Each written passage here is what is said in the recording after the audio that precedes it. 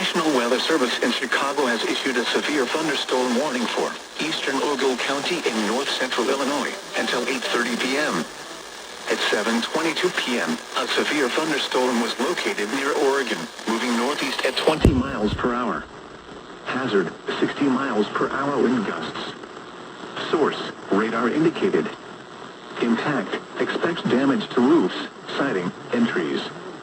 Locations impacted include Byron, Oregon, Davis Junction, Stillman Valley, Lindenwood, Monroe Center, Kings and Chana, including the following interstate: Interstate 39 between mile markers 108 and 114. This includes Castle Rock State Park, Loudoun State Park, and Ogle County Fairgrounds. For your protection, move to an interior room on the lowest floor of a building.